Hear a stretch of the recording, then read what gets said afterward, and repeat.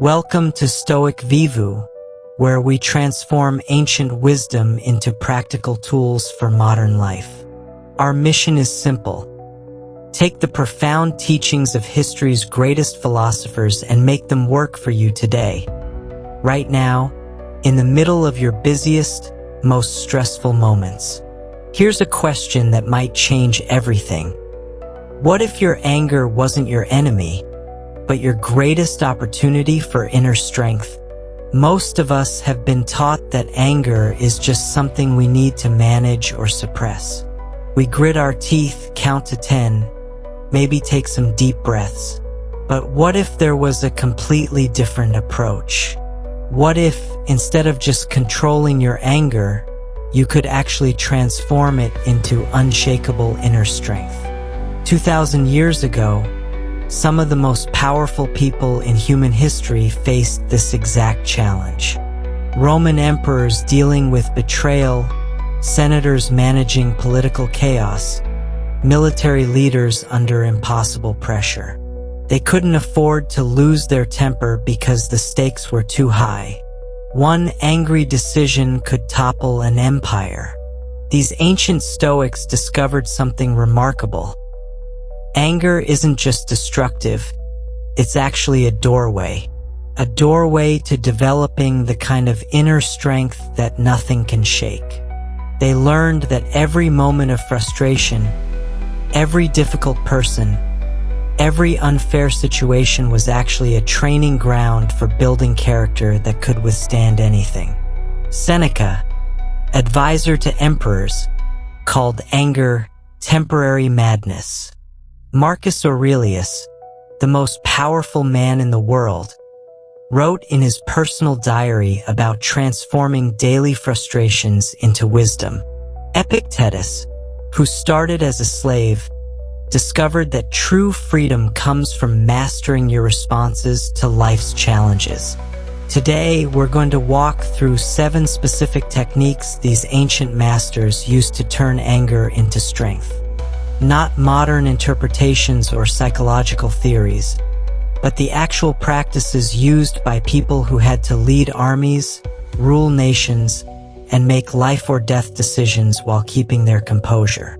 You'll discover how to master your emotions like the Stoics did, why focusing on yourself changes everything around you, and the 3-second technique that can give you instant mental freedom. We'll explore why great leaders never seek revenge, how every annoying person becomes your personal strength coach, and how to build an inner foundation so strong that external circumstances lose their power over you. These aren't just philosophical concepts. Every technique we'll cover comes with practical applications you can use immediately. Whether you're dealing with a difficult boss, family drama, online trolls, or that voice in your head that won't stop criticizing, you'll have tools that actually work. By the end of this video, anger won't feel like something that happens to you. It'll become something you can actually use to become stronger, wiser, and more resilient than you ever thought possible. Let's begin this transformation together. 1. How to master your emotions like Stoics. Imagine this scenario. You're sitting in your downtown Chicago office, preparing for the biggest presentation of your career. 3 weeks of preparation, everything perfectly planned. Then your colleague storms in and announces they've scheduled a conflicting meeting with your biggest client for the exact same time. Your chest tightens, heat rises in your face, and that familiar surge of rage starts building. This is the moment that separates those who control their lives from those who get controlled by their emotions. Seneca, one of Rome's most influential advisors, called anger temporary madness. Think about that phrase for a moment. When you're angry, you're literally not thinking clearly. You're making decisions from a place of temporary insanity.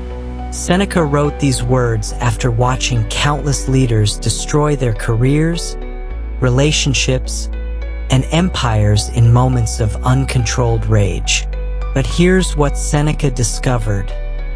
That surge of emotion you feel is not actually anger yet. It's just your body's initial reaction to a stimulus. What happens next determines everything. Marcus Aurelius, who held the most powerful position in the ancient world, wrote about this exact process in his personal journal. He called it the pause between stimulus and response.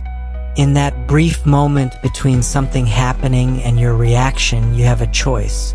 This is where your power lives. When that colleague disrupted your presentation, your nervous system fired up immediately.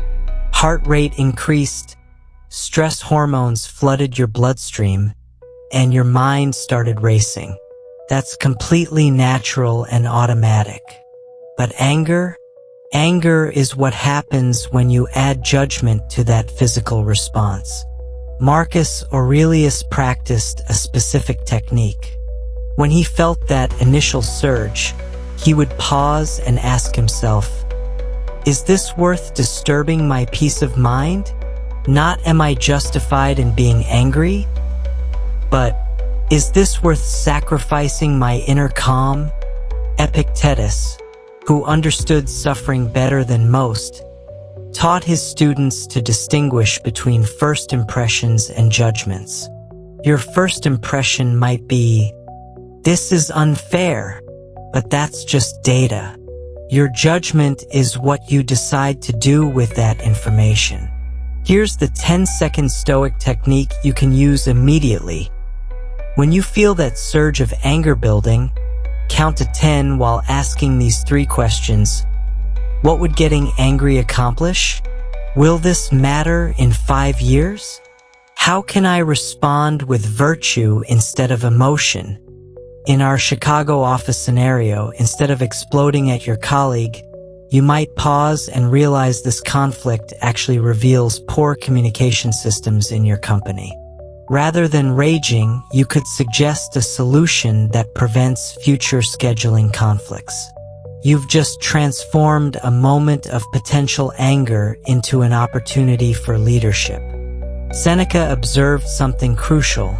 We never regret staying calm, but we almost always regret losing our temper. He noted that people who master their emotions consistently make better decisions, maintain stronger relationships, and achieve more of their goals. Marcus Aurelius took this even further. He practiced viewing angry moments as training sessions. Each frustrating situation became an opportunity to strengthen his emotional discipline. He wrote, "You have power over your mind, not outside events. Realize this, and you will find strength." The evening review was a cornerstone of Stoic practice. Before sleep, Marcus Aurelius would reflect on moments during the day when he felt anger arising. He'd examine what triggered the emotion, how he responded, and what he could learn for future situations. This wasn't self-criticism, but rather treating his emotional life like an athlete treats physical training. Try this tonight. Review 3 moments from today when you felt frustration or anger. For each moment, ask, what was the trigger? How did I respond? What would a Stoic have done differently?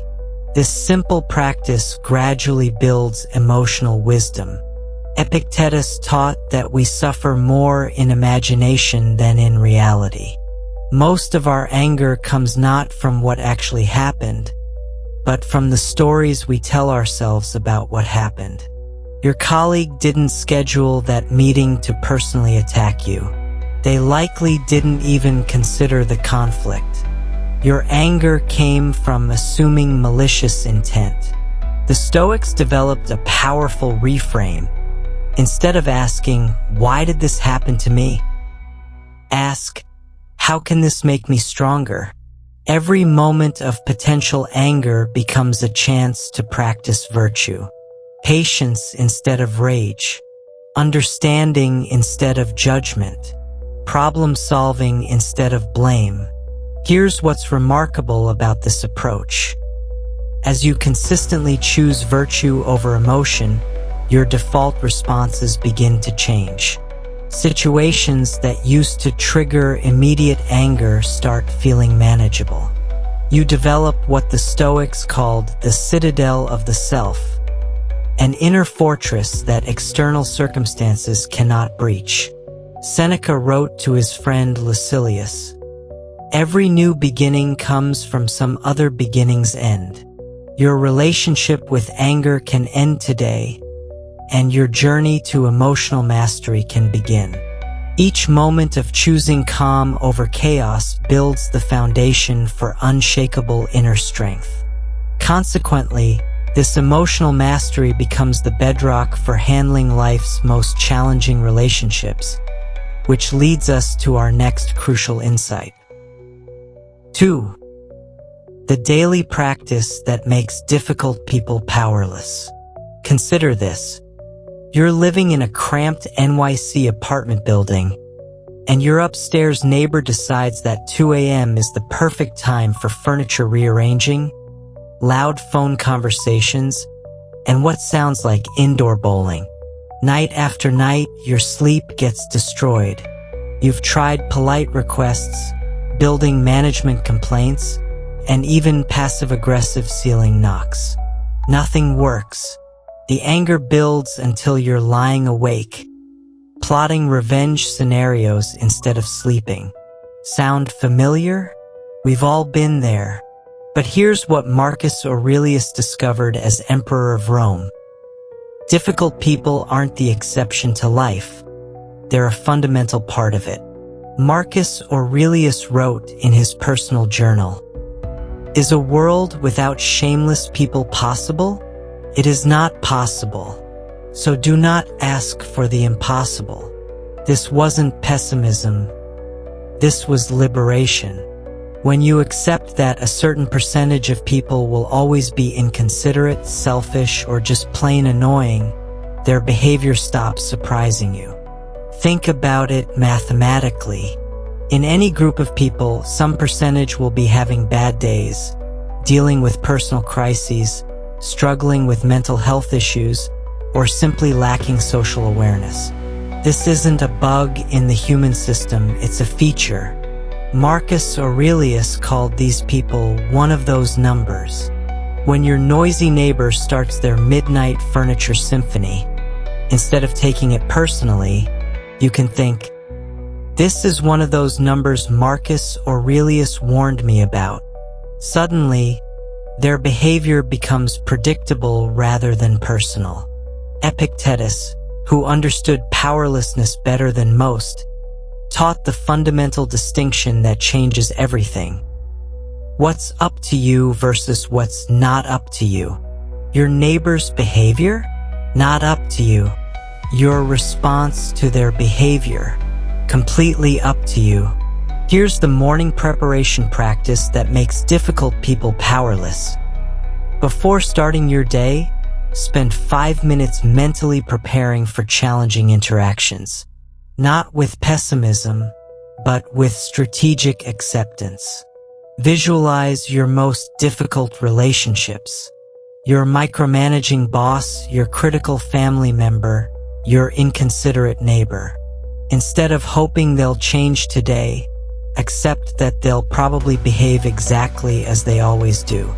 This isn't giving up on them improving, it's giving up on your emotional dependence on their improvement.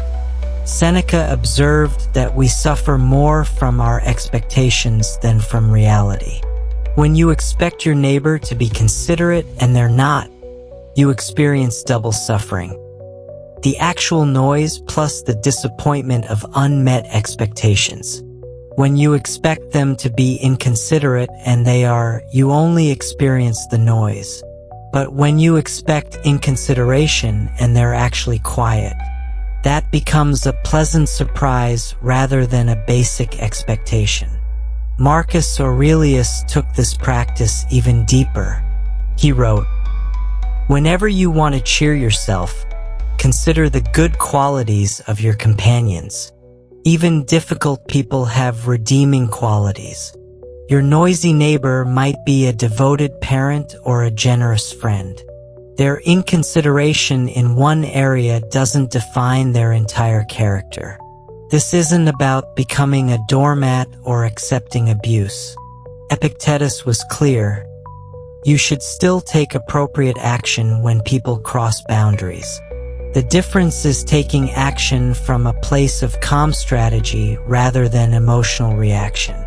In our apartment scenario, instead of angry confrontations or revenge plots, you might invest in noise-canceling headphones, speak with other neighbors to document the issue, or explore legal options through proper channels. You're addressing the problem without letting it destroy your peace of mind. The Stoics developed a powerful evening practice: character assessment versus personal offense tracking. Before sleep, review your interactions with difficult people. Ask yourself, was I responding to their actual behavior or to my story about their behavior? Did I maintain my character while dealing with their lack of character? Seneca noted something profound. Difficult people often teach us more about virtue than easy people do. When someone is kind and considerate, being virtuous in return requires no effort. But maintaining patience, kindness, and wisdom in the face of inconsideration, that builds real character strength. Marcus Aurelius wrote, "The best revenge is not to be like them." Every time you choose virtue over reaction when dealing with difficult people, you're becoming stronger while they remain stuck in their patterns. Here's the daily implementation. Each morning, identify one difficult person you'll likely encounter. Decide in advance how you want to respond to their typical behavior. Not how you want them to behave, but how you want to respond regardless of their choices. Maybe your micromanaging boss will question your every decision today. Instead of getting defensive, you can prepare to respond with patient professionalism. Maybe your critical family member will find something to complain about during dinner. You can prepare to listen without taking their negativity personally. Epictetus taught that other people's opinions and behaviors are external to your true self. They can't actually hurt your character unless you allow them to influence your choices. Their rudeness doesn't make you rude unless you choose rudeness in response. The most powerful realization is this: difficult people lose their power over you the moment you stop needing them to be different. You can want them to improve while not requiring their improvement for your peace of mind. This practice transforms your entire relationship with challenging people. They become opportunities to practice patience rather than sources of suffering. Their inconsideration becomes a chance to demonstrate consideration. Their lack of wisdom becomes your invitation to show wisdom. Ultimately, the daily practice that makes difficult people powerless is accepting them exactly as they are while maintaining your character regardless of theirs. This foundation of emotional independence naturally leads us to understanding why focusing on yourself changes everything around you. 3. Why focusing on yourself changes everything around you. Set the scene. It's Thanksgiving dinner in suburban Dallas, and your extended family has gathered for what should be a celebration of gratitude. Instead, it's turning into the annual family drama festival. Your uncle is making inappropriate political comments. Your sister is passive-aggressively criticizing your life choices. And your cousin is bragging about achievements while subtly putting everyone else down. The tension is thick enough to cut with a carving knife. Your first instinct might be to jump into the fray. Correct your uncle's misinformation, defend yourself against your sister's criticism, or deflate your cousin's ego. After all, someone needs to set the record straight, right? Marcus Aurelius would say you're looking in completely the wrong direction. The Roman emperor, who dealt with senators, generals, and advisors all trying to manipulate him daily, wrote, "Other people's mistakes leave them to their makers." This wasn't indifference or laziness. This was strategic wisdom about where to direct your limited energy and attention. Think about what happens when you try to change other people's behavior at that dinner table. You argue with your uncle, and he digs deeper into his position. You defend yourself against your sister, and she finds new criticisms. You challenge your cousin, and they become more boastful. You've spent enormous energy and made everything worse. Epictetus understood this principle from painful personal experience. As a slave, he had no control over external circumstances, harsh masters, or unfair treatment. But he discovered something remarkable. Focusing intensely on the one thing he could control, his own responses, thoughts, and character, gave him a freedom that even his masters couldn't touch. Here's the circle of choice that changes everything. You can spend your energy trying to control what other people say and do, or you can spend that same energy controlling what you say and do. The first approach leads to frustration and failure. The second approach leads to actual results. At that Dallas dinner table, instead of engaging with the drama, you could demonstrate something different. When your uncle makes inappropriate comments, you could respond with curious questions rather than corrections. What led you to that conclusion? When your sister criticizes, you could respond with genuine interest. I'd love to hear your perspective on that. When your cousin brags, you could respond with authentic congratulations without comparison.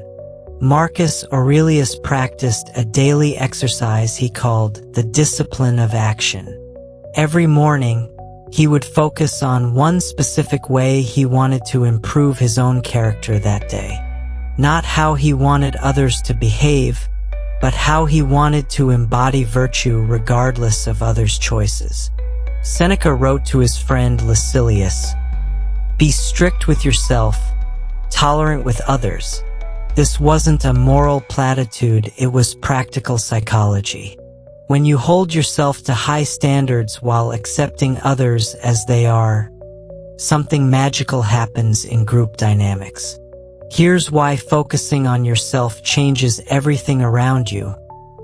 People unconsciously mirror the energy you bring to interactions. When you bring defensive energy, others become more attacking. When you bring curious energy, others become more open.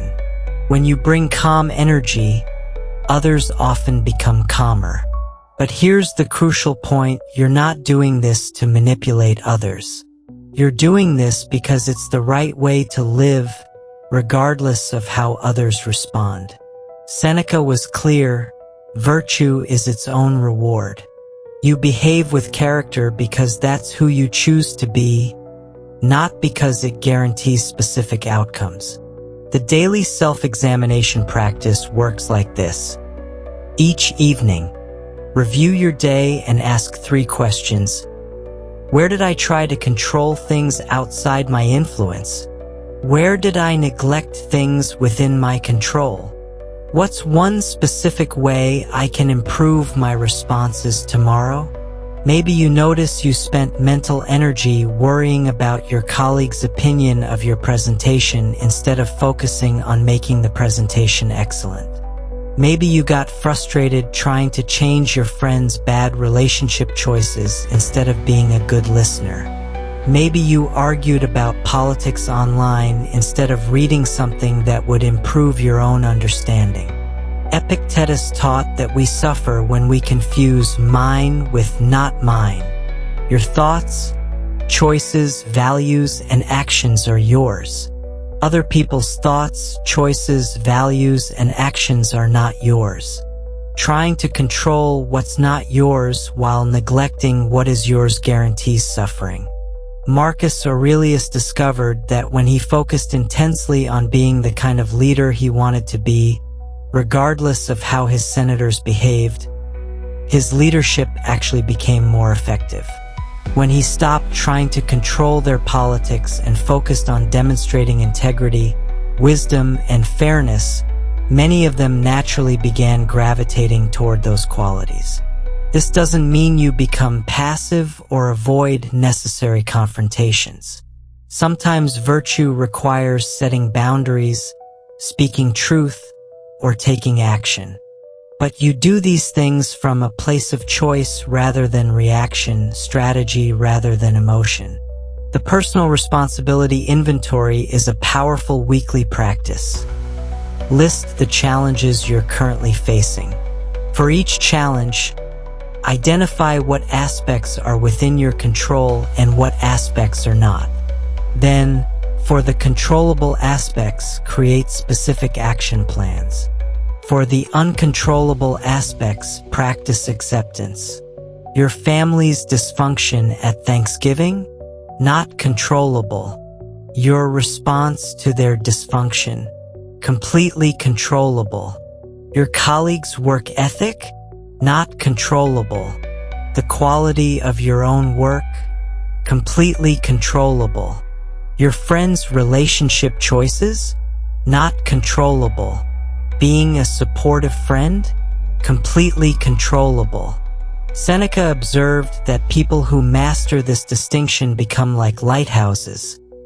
They provide steady guidance regardless of the storms around them.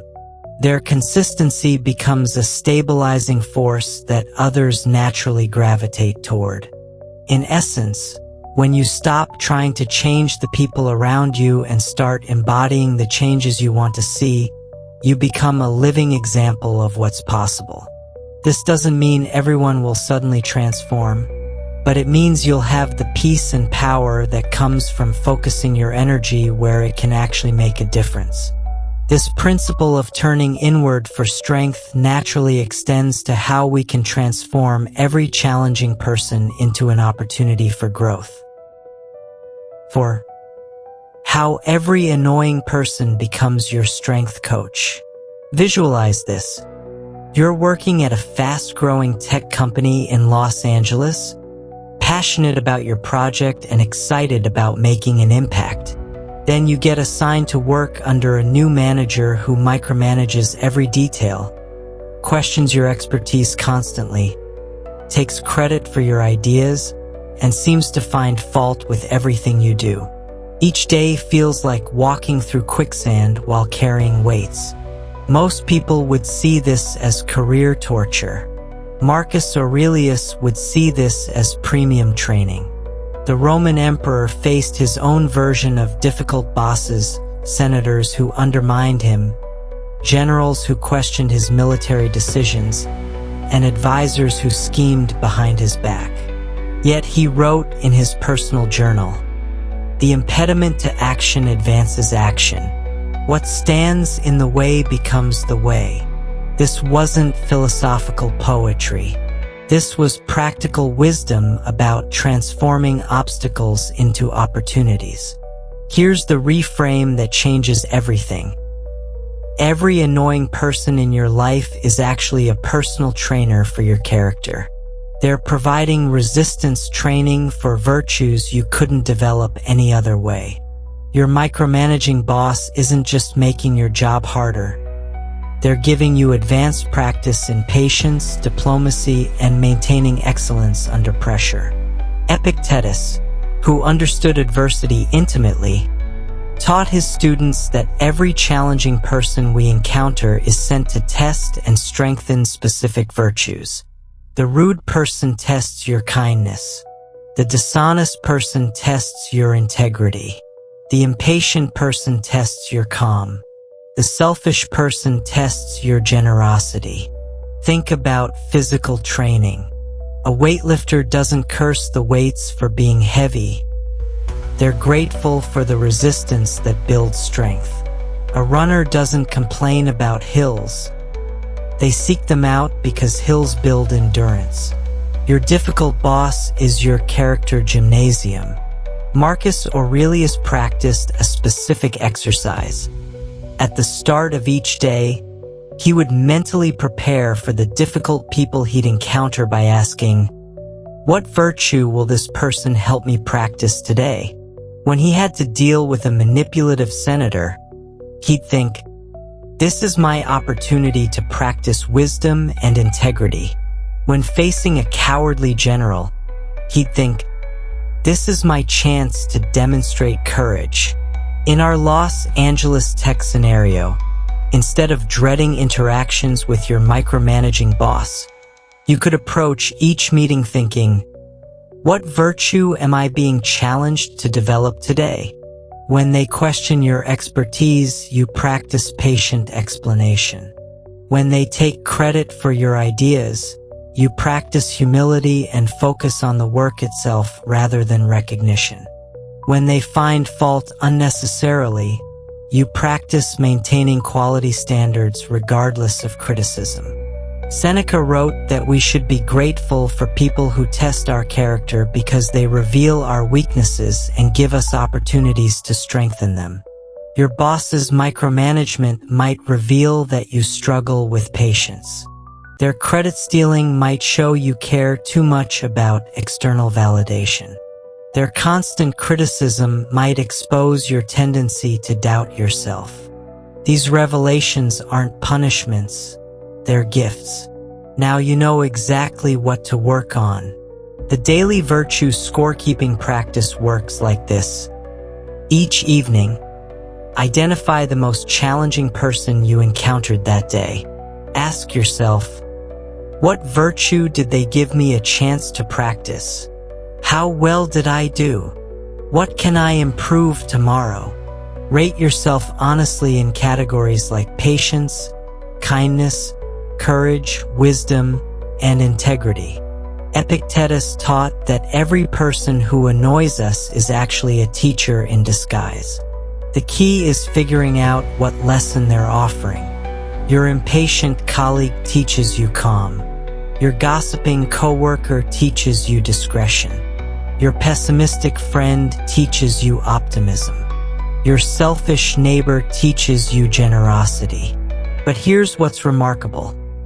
As you start seeing difficult people as training partners rather than tormentors, your entire relationship with them changes.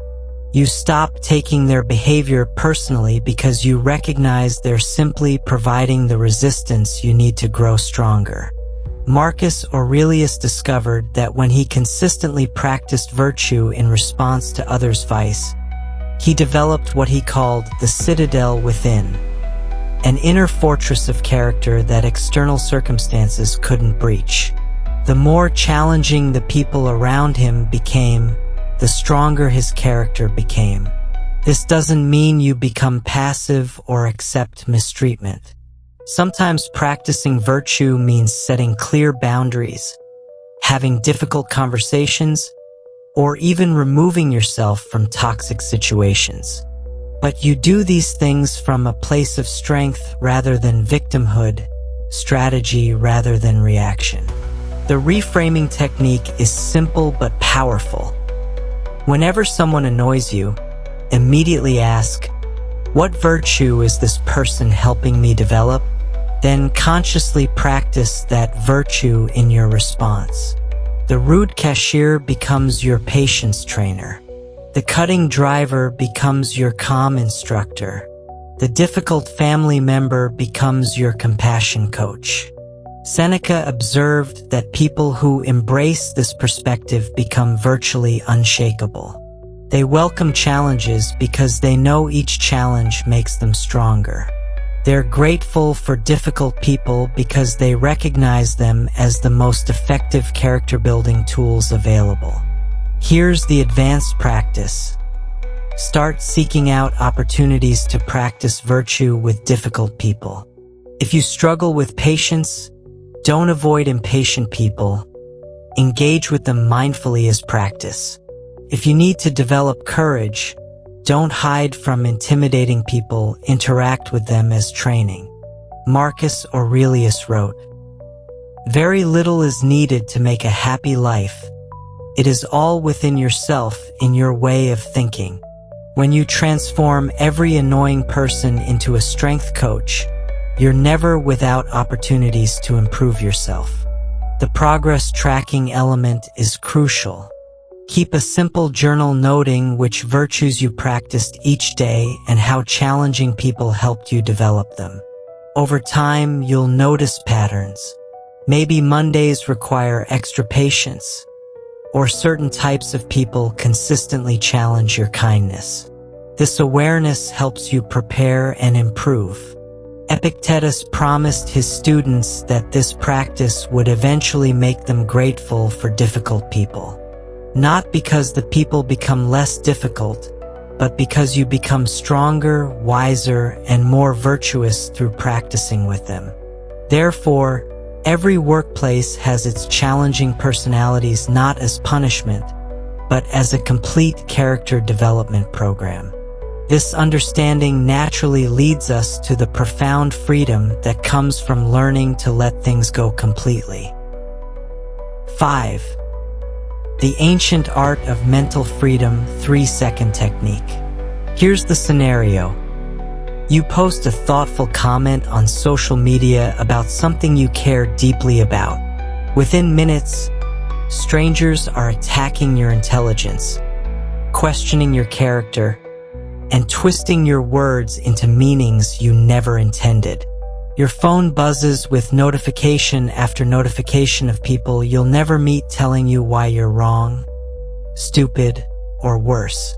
Your heart rate spikes, your jaw clenches, and suddenly you're spending your entire evening crafting responses to defend yourself against anonymous trolls.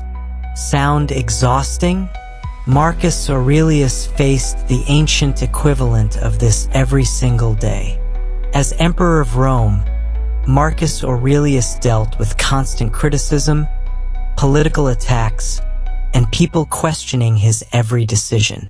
Yet he discovered something that gave him complete mental freedom. You always have the option to have no opinion about what doesn't matter. This wasn't avoidance or denial. This was strategic wisdom about where to invest your mental energy. Marcus Aurelius wrote in his private journal, "You have power over your mind, not outside events. Realize this, and you will find strength." But he took this insight even deeper.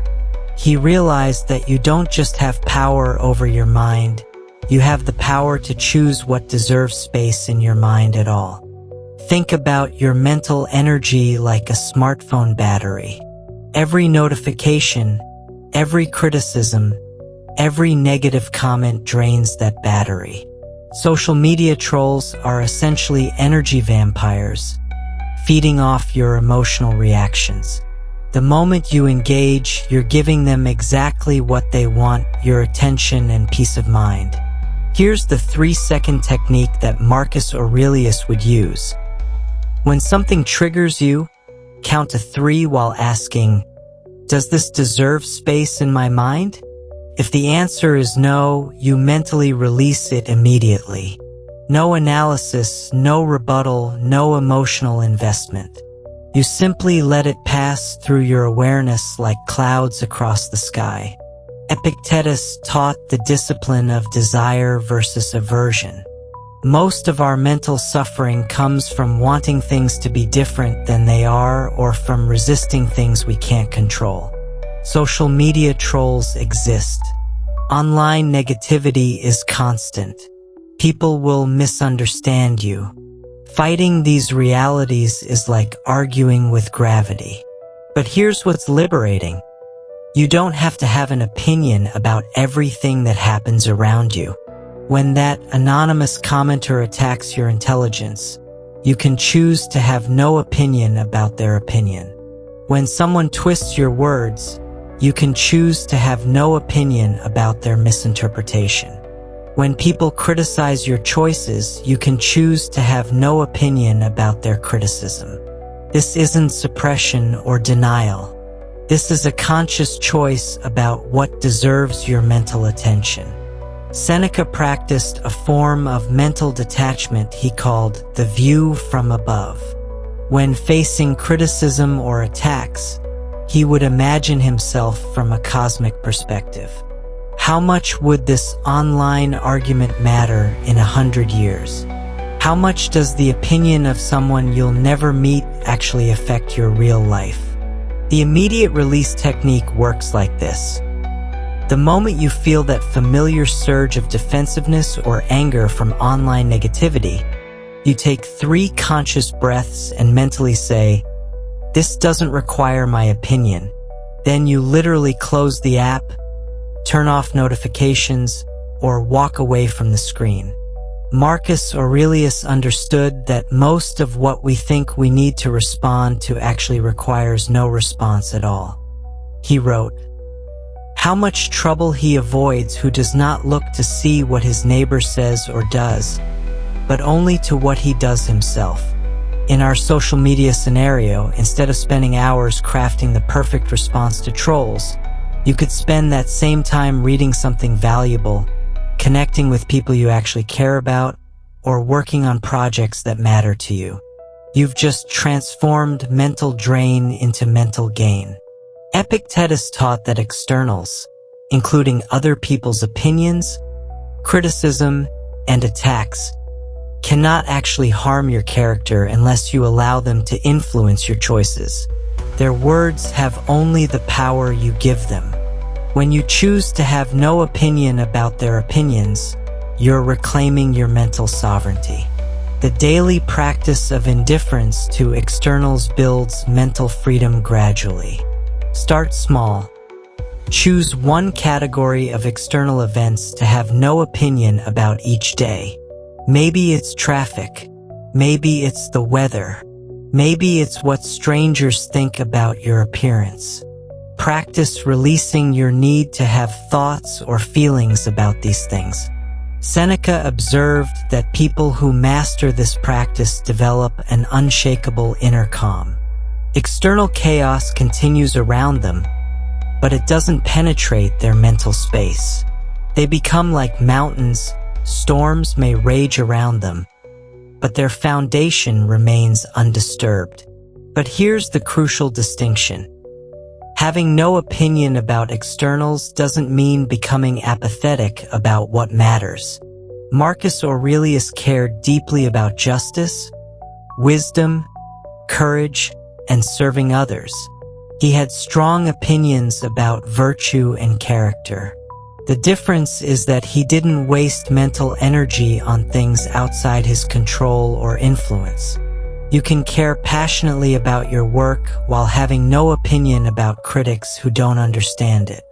You can love your family deeply while having no opinion about relatives who disapprove of your choices.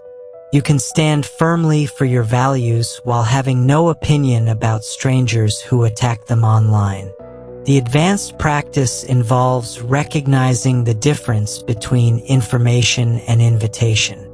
When someone criticizes you, that's information about their perspective. It's not an invitation to defend yourself, argue back, or change their mind. You can receive the information and choose whether it deserves further mental attention. Marcus Aurelius wrote, "Confine yourself to the present. Most online negativity pulls you out of the present moment into defensive reactions about the past or anxious projections about the future. The 3-second technique brings you back to right now, where your actual power lives." Here's what happens when you consistently practice this mental freedom. You develop what Seneca called the fortress of the mind. External events lose their power to disturb your peace. You become immune to the emotional manipulation that rules most people's online experience. This doesn't make you cold or disconnected. It makes you selectively engaged with what actually matters while remaining free from what doesn't. Clearly, then, mental freedom comes not from controlling external events, but from choosing what deserves space in your consciousness. This principle of strategic detachment naturally leads us to understanding why true strength never seeks revenge. 6. Why great leaders never seek revenge and what they do instead. Allow me to set the scene. You're running a successful business in Miami, and you've just discovered that your business partner of 5 years has been secretly negotiating deals behind your back, stealing clients, and planning to leave with half your team to start a competing company. Months of trust, shared dreams, and collaborative work have been betrayed. The evidence is undeniable. The betrayal is complete, and the urge for revenge burns like fire in your chest. Your first instinct screams for justice. Expose them publicly, ruin their reputation, file lawsuits, sabotage their new venture before it starts. Make them pay for what they've done. After all, don't they deserve consequences for their betrayal? Marcus Aurelius, who dealt with actual assassins and conspirators plotting against his life, would tell you that revenge is the most expensive luxury you could ever pursue. The Roman emperor wrote, "The best revenge is not to be like that." This wasn't naive idealism from someone who lived a sheltered life. This was hard-earned wisdom from a man who held ultimate power and could have destroyed his enemies with a single command, yet chose a different path. Here's what Marcus Aurelius understood about revenge that most people miss. When you seek revenge, you become enslaved to the very person who wronged you. Your mental energy, your time, your decisions, your emotional state, everything becomes focused on them. They've not only hurt you once through their betrayal, but now they're controlling your life through your desire for payback. Seneca, who survived multiple assassination attempts and political exile, wrote extensively about the self-destruction inherent in revenge-seeking. He observed that people who pursue revenge often end up damaging themselves more than their original enemy ever did. They sacrifice their peace, their character, their relationships, and their future opportunities, all for the temporary satisfaction of striking back. In our Miami business scenario, imagine spending the next 2 years of your life in legal battles, spreading negative stories, and plotting ways to undermine your former partner's success. 2 years of your precious life consumed by anger and revenge instead of building something new and better. Who's really winning in that situation? Epictetus taught that other people's character flaws are their burden to carry, not yours. When someone betrays you, they're revealing something about their character, not yours. Your response to their betrayal reveals something about your character. You can choose whether that revelation shows wisdom or foolishness, strength or weakness. Marcus Aurelius practiced a powerful reframe. Instead of asking, "How can I make them pay?" he would ask, "How can this make me stronger?" Your former partner's betrayal might teach you to create better legal protections, choose partners more carefully, or build systems that don't depend on any single person. Their weakness becomes your education. Here's what great leaders do instead of seeking revenge. They focus on building something so excellent that it makes their betrayers irrelevant. While their enemies plot destruction, great leaders create value. While their enemies spread negativity, great leaders solve problems. While their enemies look backward in anger, great leaders look forward with purpose. Seneca observed that living well is the ultimate response to those who wrong you. When you build a successful, fulfilling life despite their attempts to harm you, you demonstrate that their power over you was always an illusion. Success without revenge is more devastating to betrayers than any retaliation could ever be. The gratitude practice for character-building experiences transforms how you view betrayal entirely. Each evening, identify one challenge or betrayal you faced and find 3 ways it made you stronger, wiser, or more resilient. Your business partner's betrayal might have taught you independence, revealed the loyalty of your true team members, and motivated you to create something even better. Marcus Aurelius wrote, "Very little is needed to make a happy life. It is all within yourself, in your way of thinking." When you choose moral superiority over retaliation, you're investing in your own character rather than trying to damage someone else's. One builds you up, the other tears you down. But this doesn't mean becoming passive or naive. Choosing not to seek revenge doesn't mean avoiding appropriate consequences or failing to protect yourself. You can remove toxic people from your life, pursue legal remedies when necessary, and warn others about unethical behavior without it being driven by revenge. The difference is motivation. Are you taking action to protect and build, or to harm and destroy? Are you moving towards something positive, or just trying to inflict pain? Your motivation determines whether your actions strengthen your character or compromise it. Epictetus taught that the person who wrongs you is already living with the consequences of their character. Someone capable of betrayal lives in a world where they can't trust others because they know what they themselves are capable of. Someone willing to lie and steal lives with the constant anxiety of being discovered. Their punishment is built into their choices. You don't need to add to their suffering, you need to protect yourself from inheriting it. Here's the practical implementation. When someone betrays you, give yourself 24 hours to feel the anger fully. Don't suppress it, but don't act on it either. After 24 hours, ask yourself, what would the person I want to become do in this situation? Then do that regardless of what they deserve. Seneca promised that people who consistently choose character over revenge develop an inner strength that makes them virtually immune to future betrayals.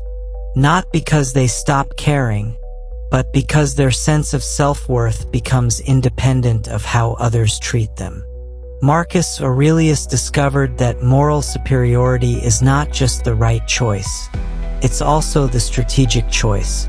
People who seek revenge often destroy their own reputations, relationships, and opportunities in the process. People who choose the high road consistently attract better partners, better opportunities, and better outcomes. Thus, the most powerful response to betrayal is building a life so excellent that it makes their treachery irrelevant. This understanding of internal strength naturally leads us to exploring how to protect the foundation of that strength, your unshakable inner character. 7. How to build an unbreakable inner foundation. Suppose you're working in Denver's competitive tech scene, and you've landed a position at a startup with massive potential. The culture seems relaxed and innovative, but slowly you realize that success here requires cutting corners, exaggerating achievements to investors, and treating junior employees poorly. Everyone around you is playing this game, justifying it as necessary for survival in the startup world. Your colleagues pressure you to join in, warning that refusing to bend the rules will hurt your career prospects. The pressure is intense. Your rent is high, your student loans are significant, and this job could set up your financial future. Everyone else is compromising their values. Why shouldn't you? Marcus Aurelius faced this exact dilemma on a much larger scale. As emperor, he was surrounded by advisors encouraging him to take shortcuts, compromise his principles for political gain, and prioritize power over virtue.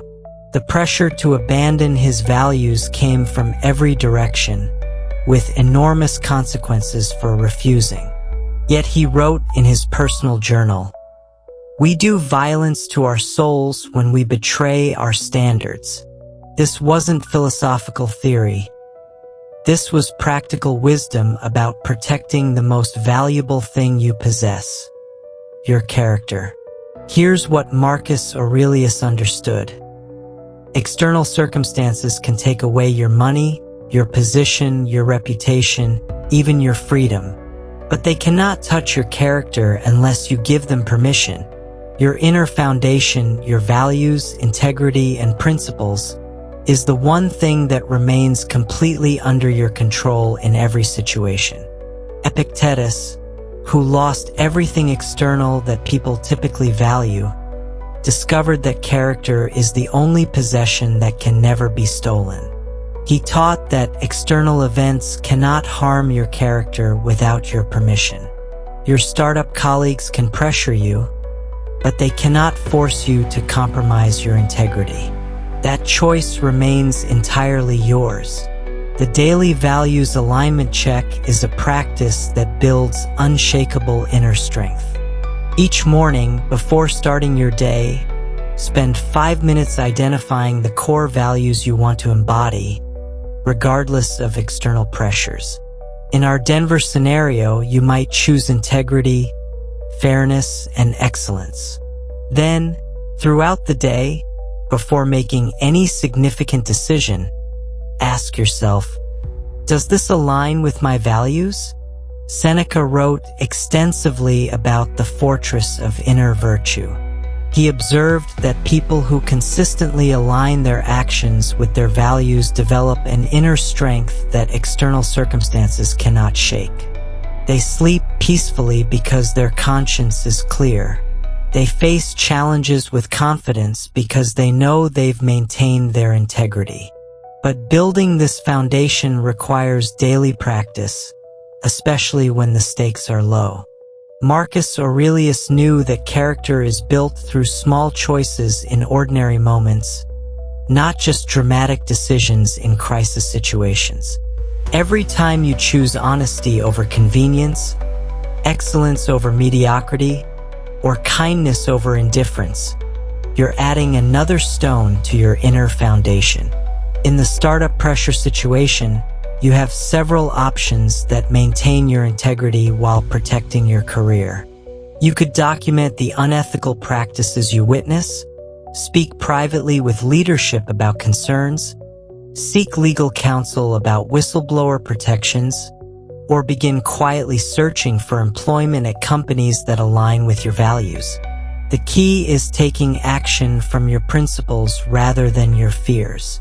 Epictetus taught that our character is revealed not by what happens to us, but by how we choose to respond to what happens to us.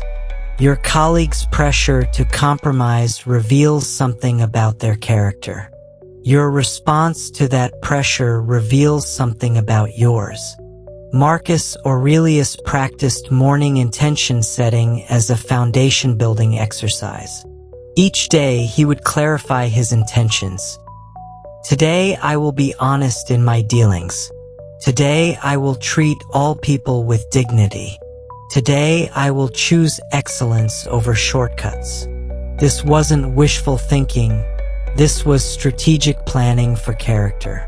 The evening standard assessment complements morning intention setting. Before sleep, Marcus Aurelius would review his day and ask, where did I maintain my standards despite pressure? Where did I compromise my values? What can I learn for tomorrow? This practice builds self-awareness and strengthens resolve. Seneca observed that people with strong inner foundations become like lighthouses. They provide consistent guidance regardless of external storms. Their colleagues, friends, and family learn to trust them because they know this person will maintain their character regardless of circumstances. Here's what's remarkable about building an unbreakable inner foundation. It actually makes difficult decisions easier, not harder. When you're clear on your values and committed to maintaining them, you don't waste mental energy debating whether to compromise. You simply ask, what would a person of integrity do? And then do that. In our Denver startup scenario, instead of agonizing over whether to participate in unethical practices, you'd quickly recognize that such practices violate your values and start planning your exit strategy. Instead of justifying compromise, you'd focus your energy on finding or creating opportunities that align with your character. Marcus Aurelius wrote, "The happiness of your life depends upon the quality of your thoughts." When your actions consistently align with your values, your thoughts naturally become more peaceful. You're not carrying the mental burden of cognitive dissonance between what you believe and how you behave. Epictetus promised his students that building character requires initial effort but eventually becomes liberating. People with strong foundations don't constantly battle internal conflicts about right and wrong. They've established clear principles that guide their decisions automatically. The practical implementation involves 3 daily practices: morning value clarification, decision point check-ins, and evening integrity assessment. Morning clarification sets your intention. Decision point check-ins ensure alignment during crucial moments. Evening assessment builds awareness and strengthens future resolve. But here's the advanced insight. Your inner foundation becomes stronger through testing, not through comfort.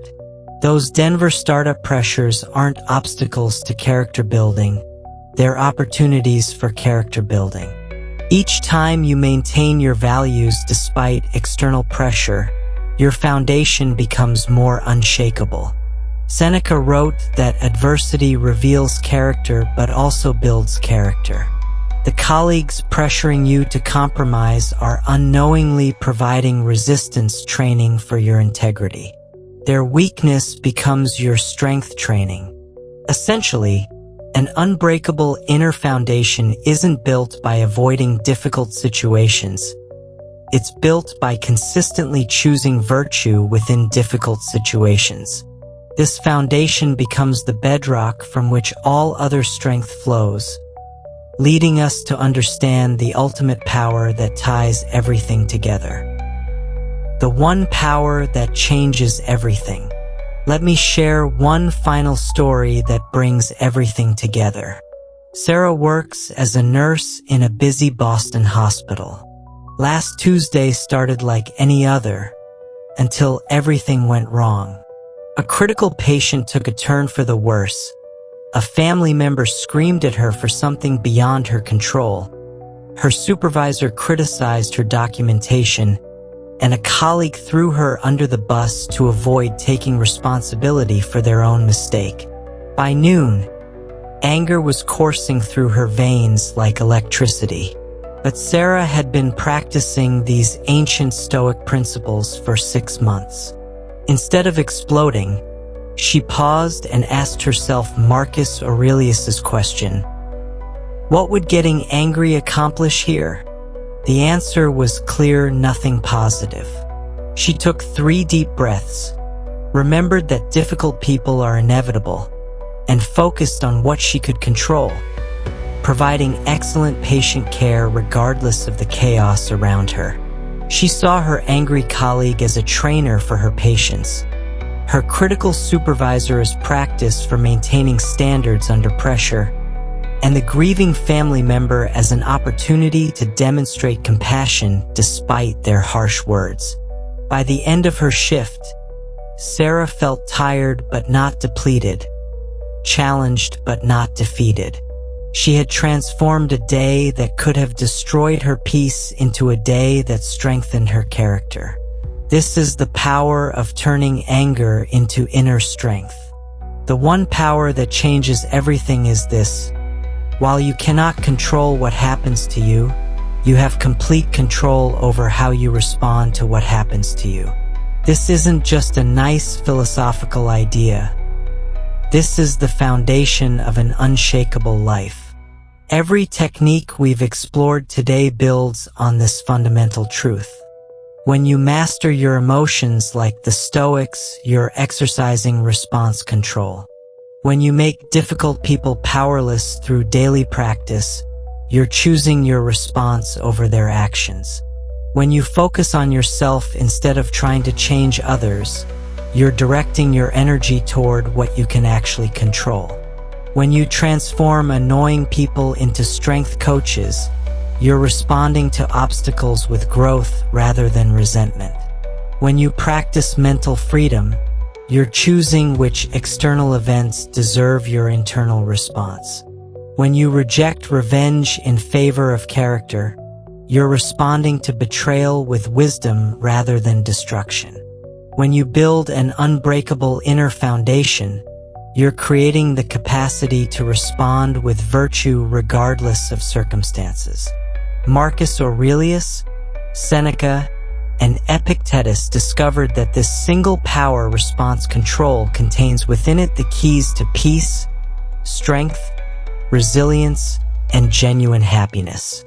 External circumstances will always be unpredictable, but your responses can become as reliable as sunrise. Your anger doesn't have to control you anymore. Every frustration can become fuel for growth. Every difficult person can become a teacher.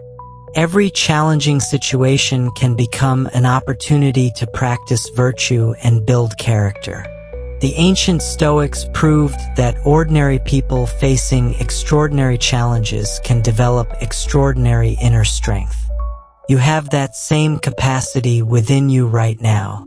If this video has given you even one tool that helps you transform anger into strength, please hit that like button and share it with someone who needs to hear this message. Subscribe to Stoic Vivu for more practical ancient wisdom that actually works in modern life. Together, we're building a community of people committed to turning life's challenges into character-building opportunities. Your transformation starts with your very next response. Make it count.